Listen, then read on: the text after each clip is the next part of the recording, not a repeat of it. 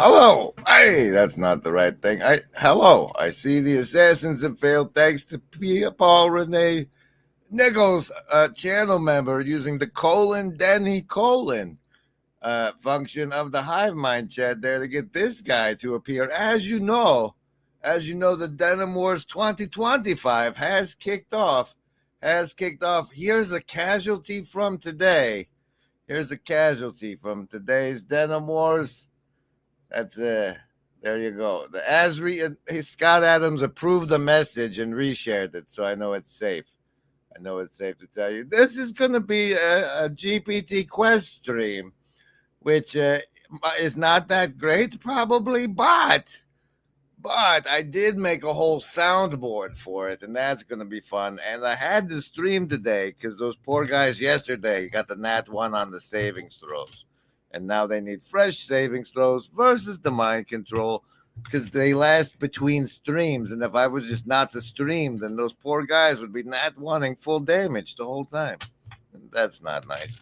That's not nice. So we'll get to those soon. But here's a blue church card of the show to get us started. The 5 of spades, with which we dig it a little deeper. LARP. We have the ability to LARP and LARP hard.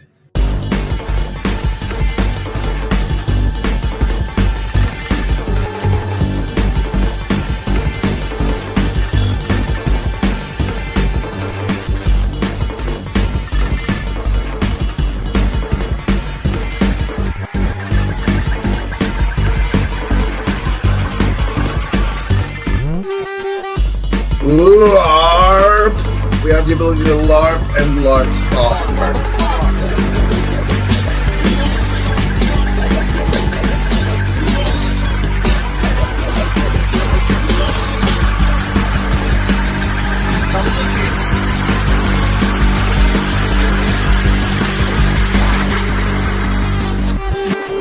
That was a McMo one, I think. I believe that was a McMo masterpiece. I think that was his stylistic impression, signature thereof.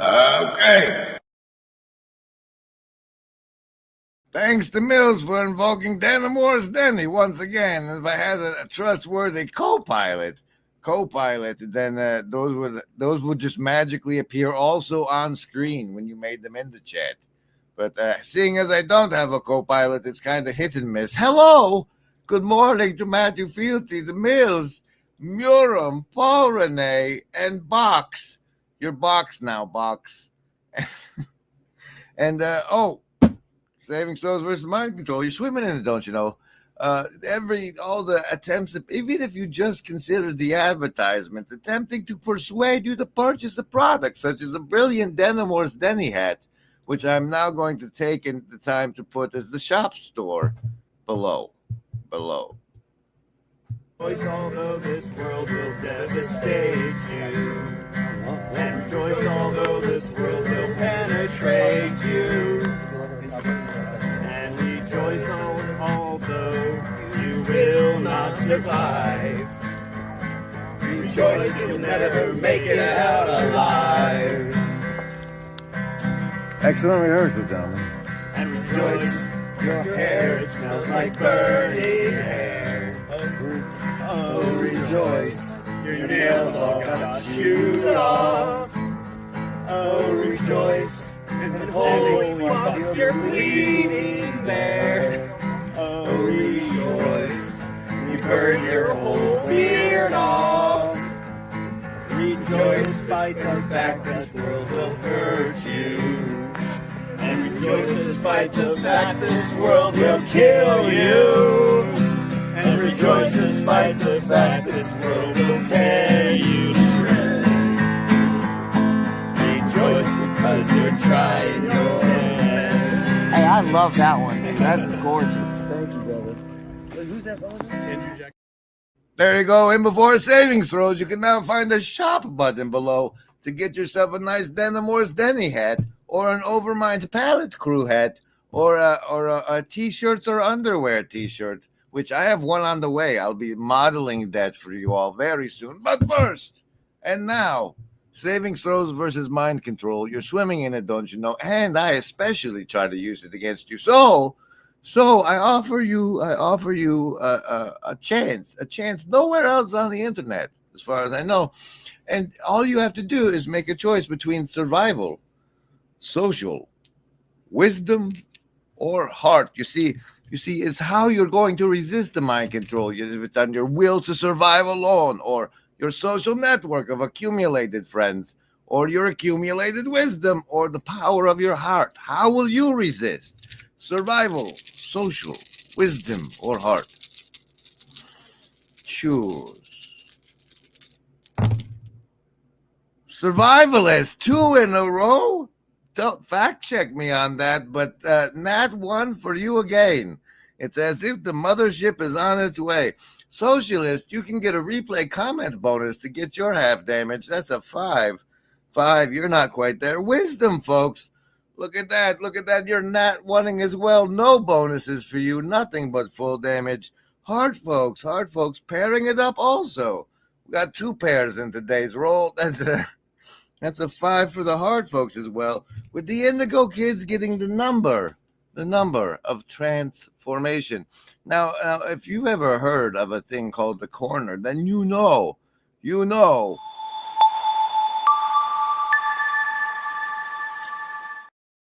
that there is one and only heartthrob of the corner, and that is the Luke Thompson, who's apparently currently live streaming over doing this here. Conversation, and then we'll go from there. Okay, here we go. Let's see.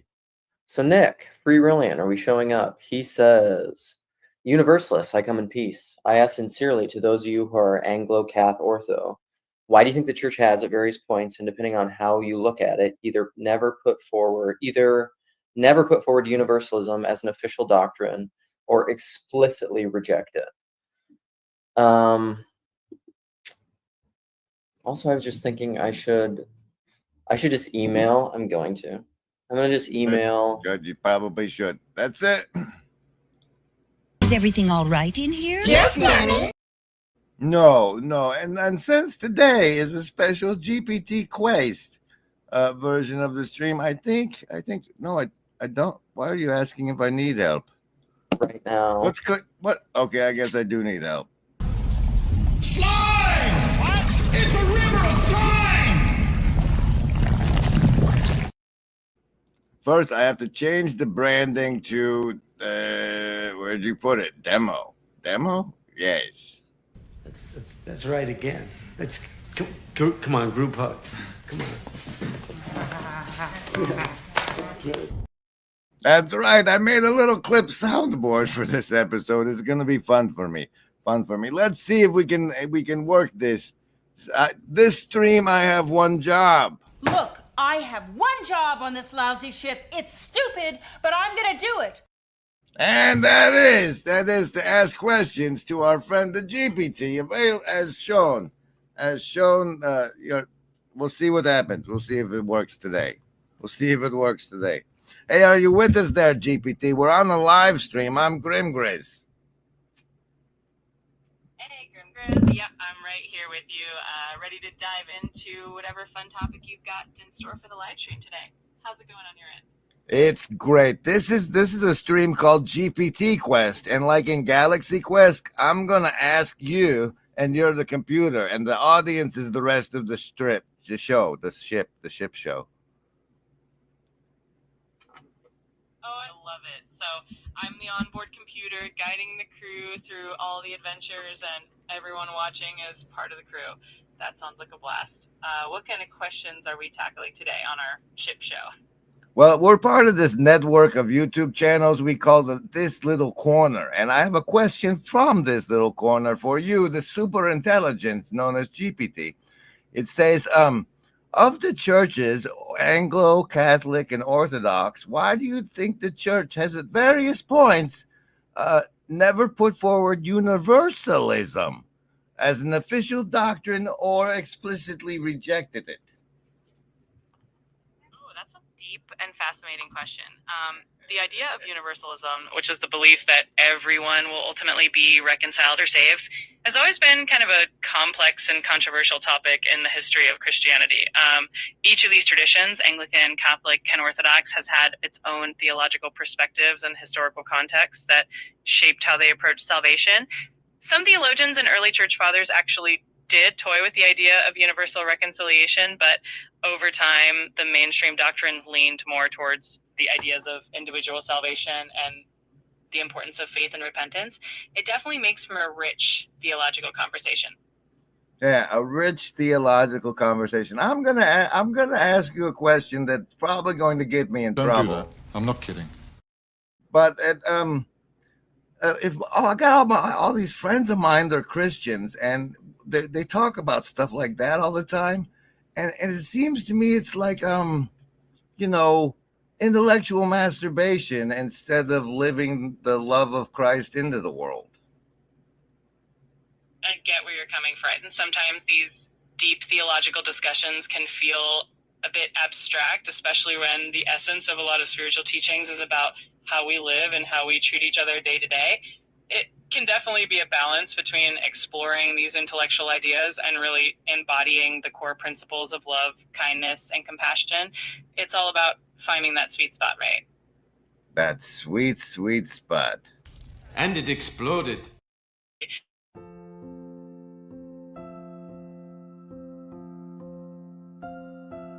So I'm punching out for the day. And then I have a prayer that I say. And I might even ask for God to help me see these things in prayer.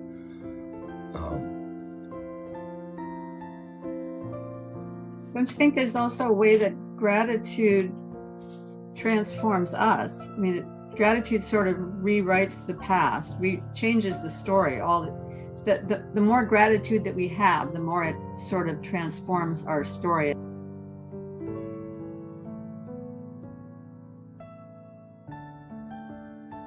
A connection between memory, attention, and prayer.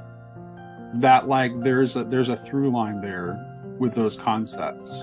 Do either of you have any thoughts on that, or? Well, I think these are prayers that we don't even know that we utter. Like, I think that happens, you know, when you get to see a through line, like Michael just described, right? When you get to look back over your life, you know, God willing that you live long enough to be able to do that, and you see that happening, you realize that there is a prayer there that actually came from you, but wasn't prayed by you.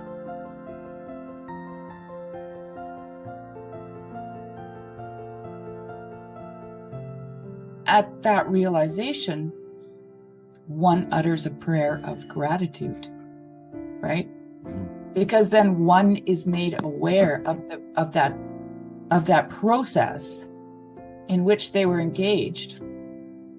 And engaged is actually a really good word. It's like a train, you know. Mm-hmm. You've clicked into something and it's pulling you up that hill, and you don't even know. It's the connection to your wild twin or guardian angel.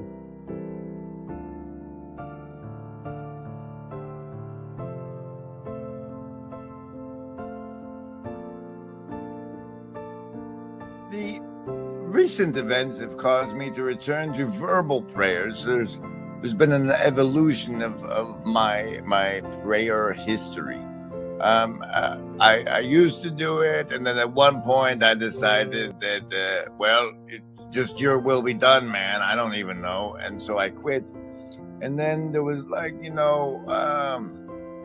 I don't really know what I'm supposed to do with the praying, so I'll just like go feel what's in my heart and like broadcast that and let that be my prayer. But recently the events have driven me back to asking for things and requesting things, and part of that process, I started with the Lord's Prayer, and that's a great one. But lead us not into temptation, because we know how that ends. But also one thing that happened was the initial prayer I was invoked into, even though my family was particularly irreligious, was the now I lay me down to sleep prayer. And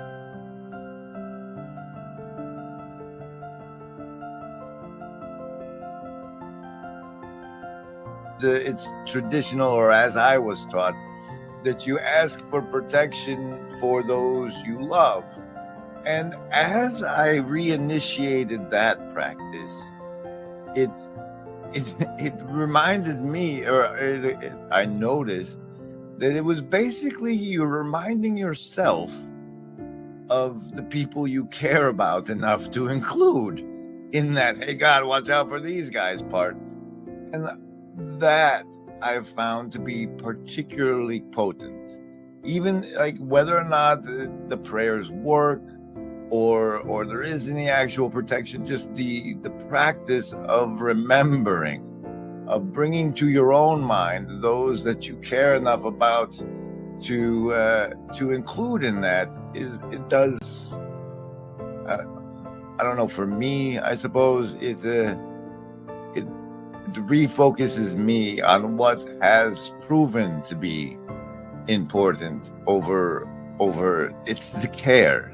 It reminds you of the care you have, and if nothing else, perhaps that is potent.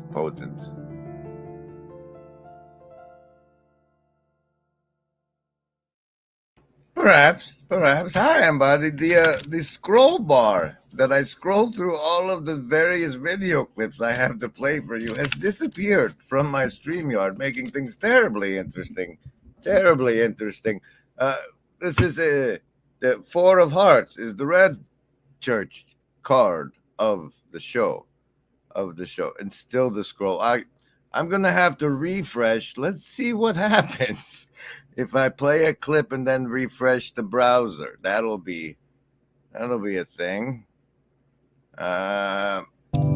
Remember it.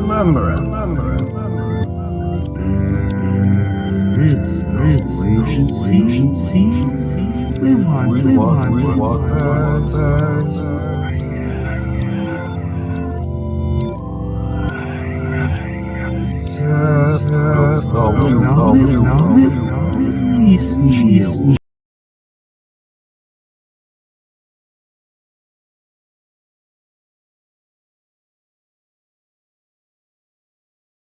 That was flawless and seamless, except I didn't add myself to the stage, so you didn't hear my voicing of that last branding. This one here with the frog on the plant. Yes, this is what it's like to live stream. Glad you asked. Casino deck card of the show is the 4. Focus of clubs. There you go. Wow. What are we doing? We're asking GPT questions. Quick, get back to that. Where's the thumbnail? It's this one. This one here. There's the thumbnail. We're on the GPT Quest. And now we have one of the more profound of the questions. Let's see here.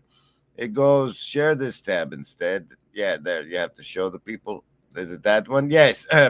If consciousness is the substrate for existence, with neurology harnessing cognition through its complexity, what's the ambient backscatter of thought? Oh, now we're really diving into the deep end of the philosophical pull. So if we think of consciousness as the fundamental layer of existence and our neurology as the tool that shapes and directs our cognitive processes, then the ambient backscatter of thought could be seen as all those subtle background reflections and ripples of our mental activity. It's like the echoes of our thoughts that linger in the background, influencing our awareness in subtle ways. It definitely adds a whole new layer to how we think about consciousness and cognition. Yeah, if it's like the soup that our brains are floating around in and our neurology is like a tuning fork, then couldn't we pick up on other people's thoughts in ways that would manifest to us as if they were our own? Absolutely. That idea aligns really nicely with concepts like collective consciousness, or even the notion of intuition, where we might be subtly tuning into the thoughts, feelings, or energies of those around us.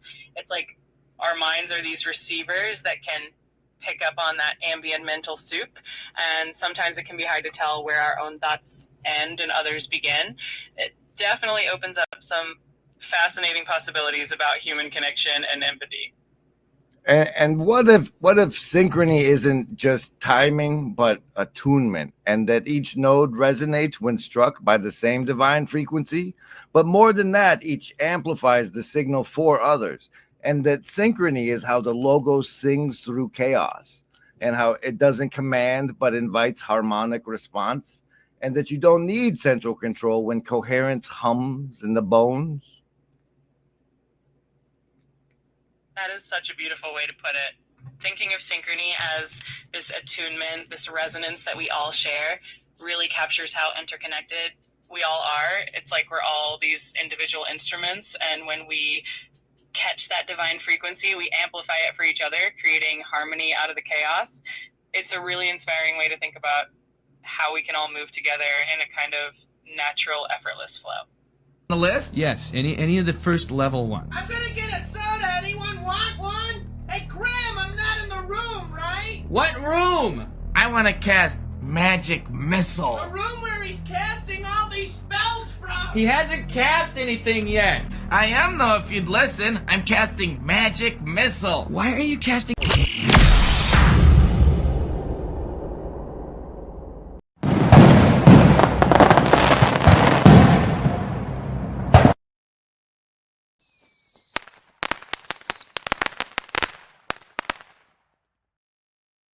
It's so much better when we're only like 20 minutes late and not 6 hours late for the stream. But that's what we got for today, folks. I hope you enjoyed the Galaxy Quest soundboard. Let's run through that one more time. I did my job. Look, I have one job on this lousy ship. It's stupid, but I'm gonna do it. And it exploded. And it exploded. But I did stream today, and now there's 2 groups of people riding in that one until next stream save. This has been GPT Quest. Luke's probably still going. Let me check.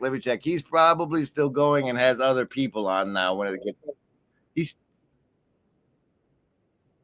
really good. It would be great if they had segments built into it, but they didn't do that. So. So they say fear of God, and then George. It would be great if you were to the point of the show when you had other people on.